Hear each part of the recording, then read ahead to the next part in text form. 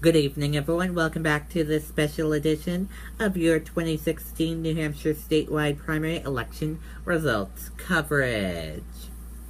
And we're having breaking news from the AP calls New Hampshire Dem race for Colin Van Otis.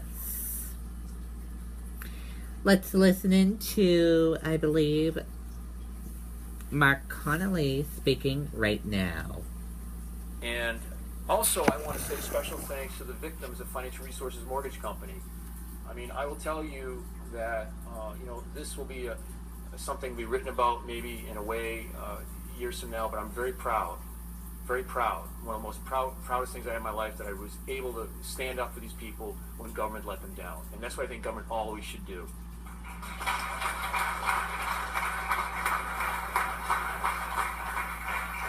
So I want to congratulate Colin Van Ostrand tonight, and I'm proud to endorse him this evening.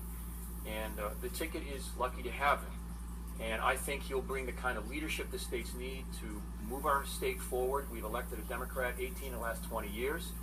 I have been through many forums with Colin, and he knows the issues, and he's a good standard bearer to continue the work of Governor Hassan, who will be elected the next United States Senator from Hampshire.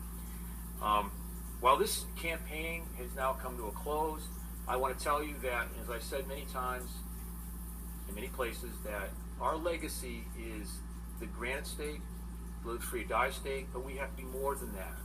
We have to really fully embrace the 21st century. That means innovation in our educational system.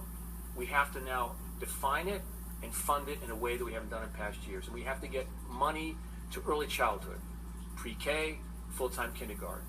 This is the biggest challenge facing us, how we define education and make it work for New Hampshire. Transportation policy, yes, we do need passenger rail into the Central Corridor. Colin believes that. He'll express that in a way the Republicans will not. So I want to tell you this I've said this too, this is not about me. It's about you. It's about the future of our state. That's what politics is. That's what political engagement is. So you should never stand up and say, geez, I lost. As long as you participate in the process, that's what is important.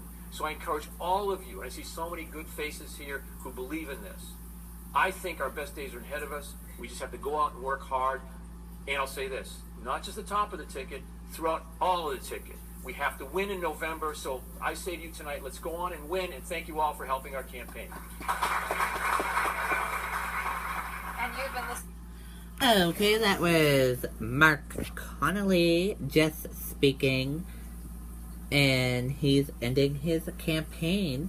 And as you heard, Colin Van Otis won for Democrat on the governor side for Democrats. Congratulations to Colin Van Otis.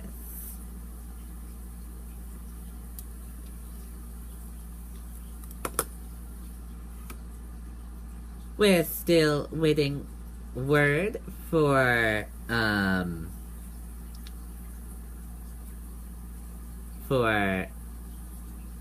U.S. House District 1 and U.S. House District 2. Let's go live to Colin Van Otis campaign headquarters with Gene Mackin from WMUR.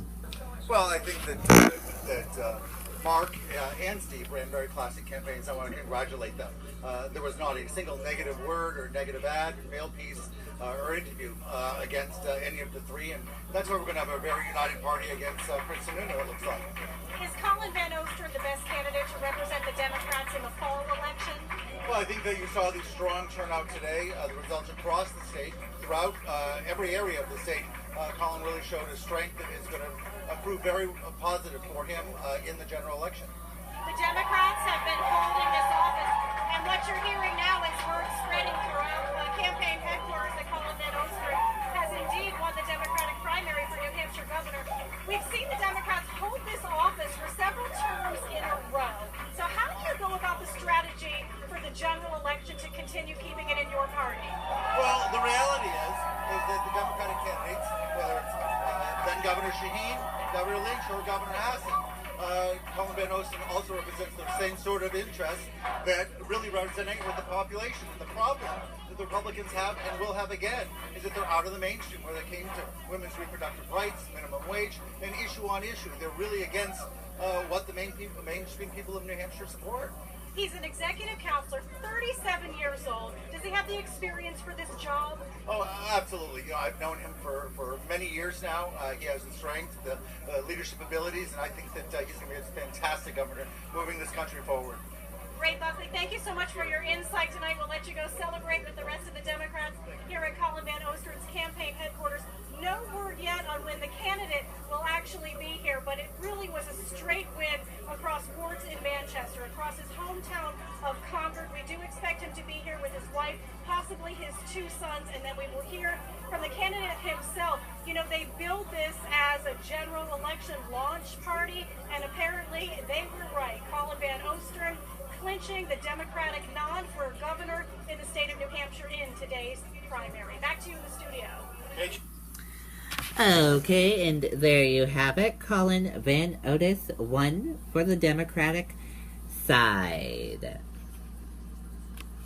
We're just waiting for the Republican side for governor in U.S. House District 1 and U.S. House District 2.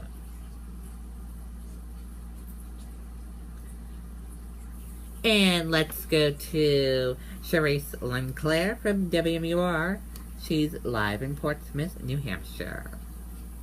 Of this dream of their campaign just yet. They say they really think this is a regional race, and they say if the AP is going on a lot of the numbers coming from the Concord area, they say that's clearly a win for Van Ostern, but they believe that Marchand could still win this in smaller communities at this time. They are expecting him to show up here in about 5 minutes. He is expected to speak before us, so we'll see what he has to say then, but we did see Connolly already concede, so it is interesting to see this camp just not ready to say that they're giving up just yet. They really do think they still have a shot as those smaller communities start rolling in with their ballots. And as you said, he has mentioned he's socially liberal and fiscally conservative, and he was hoping to bring that here to the constituents of the Granite State. So we'll see what he has to say in about 5 minutes from now.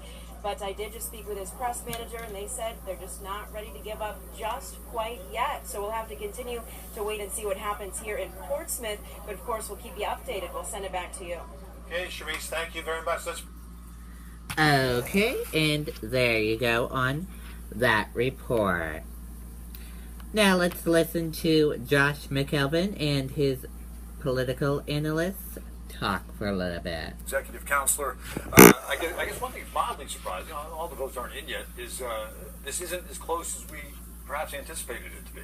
Well, I think we have to be a little careful about that because the towns that are going to be strongest for Steve Marchand, Portsmouth, Dover, Durham, some of those seacoast towns, haven't come in yet. So I think we're likely to see this tighten up as the race goes on, because right now the towns that are in, Manchester, a lot of Concord, some of the core parts of the center of the state, they're coming in very strongly for Van Ostern. And it looks like he's comfortably going to win.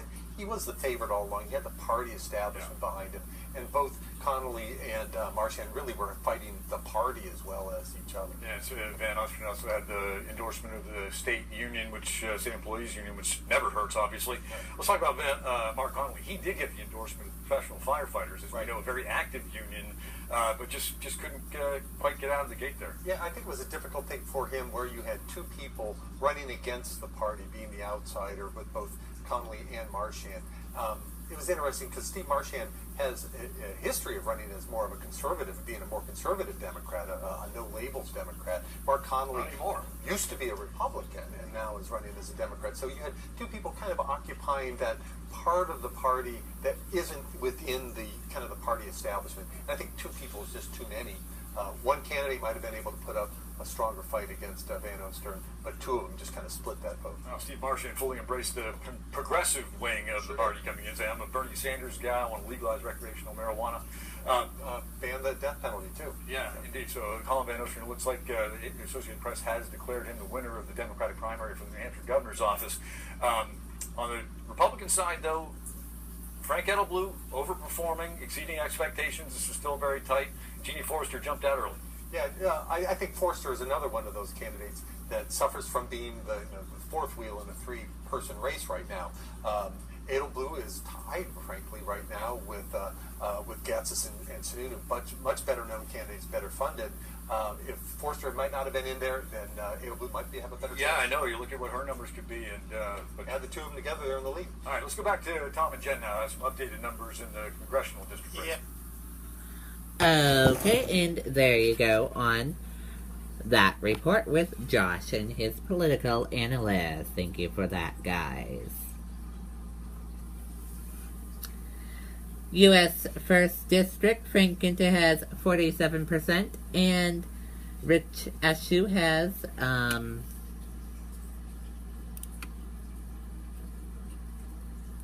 Rich Eshoo has 46%.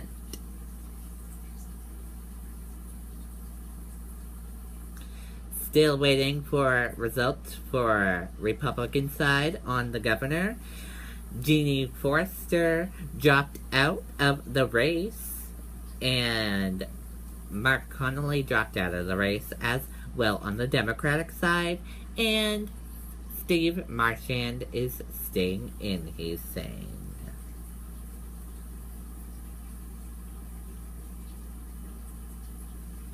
Let's go back to Josh McElveen from Channel 9. Incumbent Frank Ginta, not doing well in Manchester, but doing pretty well in some of the smaller towns. He's doing well in the smaller towns in the central part of Rockingham and Stratford County. He's doing well in some of the towns in the northern part of the district. He has to do well in those towns. The towns that may be more Donald Trump kind of towns. That voted heavily for Trump, more blue-collar sorts of towns. If he can do well there, he's got to build up some big numbers there to, I think, compensate for Ashew's strength, surprising strength in Manchester this week. Yeah, but right now there's some nervous bellies in both camps. I would imagine this is going to be a tight one coming down to it. I think we might be watching this one for a while. And as we said, Senator Kelly now is probably watching this race pretty closely as well. This is a significant race for her. This is a significant race for the Republican Party nationwide. I mean, this is one that really allows, it's a heads-up battle between the Donald Trump faction of the party and the mainstream Republican faction of the party being fought out in one of the most competitive districts in the country in congressional races. So whoever runs this one impacts Kelly Ayotte. Is it going to make Kelly Ayotte be part of the Donald Trump faction, or is it going to make Kelly Ayotte be part of the more traditional Republican parts of the Northeast? All right, some interesting storylines are unfolding tonight. Jeannie Forster gets out of the Republican race early. You have to wonder where her 15 points would have gone. Frank Edelblue hanging in there. Colin Van Ostrin is taking it home for the Democrats in the governor's race. And still a lot of numbers to be counted here. First CD is done. Neck and neck in the first. All right, thanks very much, and we'll send it back to Tom and Jen in the studio. Okay, and we're going to... Okay. Thank you for that, Josh McElveen. We're happy to have Channel 9 help us out. And that does it for my special edition right here on the Riley King Network. Coming up next is your 9 p.m. news and weather. And we'll keep you updated on this as results trickle into our newsroom. We'll update you on our the Riley King Network Facebook page. So you can check on that, and you can check on WMUR website for updates on as results come in. So again, that does it for my special edition. And up next is your 9 p.m. news and weather, and we'll update you as more results come in on the Riley King Network Facebook page. And you can always go to Channel 9's website as well, and their Facebook page as well. Thank you for joining me here for this special edition, and see you in a little bit for your 9 p.m. news and weather. Goodbye, everyone.